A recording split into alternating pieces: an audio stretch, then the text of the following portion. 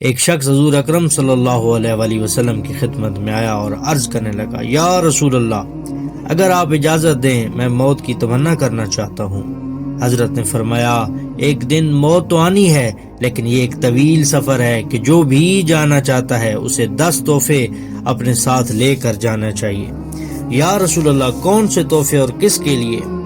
حضرت نے فرمایا، 4 چیزوں کا تحفہ اسرائیل علیہ السلام کے لیے۔ پہلی، جن کا حق تمہارے ذمہ تھا ان کی رضاعت حاصل ہو۔ دوسرا، کوئی نماز قضا نہ ہو۔ تیسرا، خدا سے ملنے کا شوق۔ چوتھا، موت کی تمنا۔ پھر رسول خدا نے فرمایا، قبر کے لیے 4 چیزوں کا تحفہ: بیہودہ باتوں کو ترک کرنا، جب پیشاب کرو تو استنجا کرو، قرآن کی تلاوت کرو، رات کی نماز پڑھو۔ منکر نکیر کے لیے 4 چیزوں کا تحفہ: سچائی، غیبت ترک کرنا، سچ بولنا، اور سب کے لیے عاجزی۔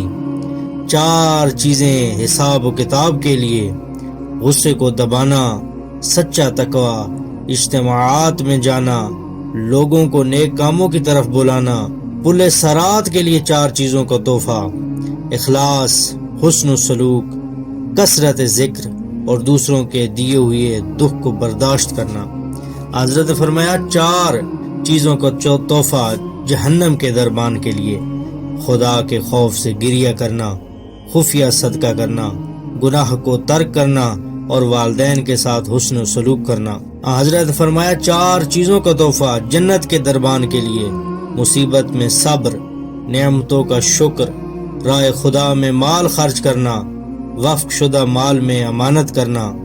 رسول اللہ صلی اللہ علیہ وسلم نے فرمایا، 4 چیزوں کا تحفہ میرے لیے: نبی کی دوستی، رسول اللہ کی سنت کی پیروی، آپ کے اہل بیت سے محبت، اور جب کلام کرنا تو پاک کلام کرنا۔ جبرائیل علیہ السلام کے لیے 4 چیزوں کا تحفہ: خوراک کم کھانا، کم سونا، شکر جاری رکھنا۔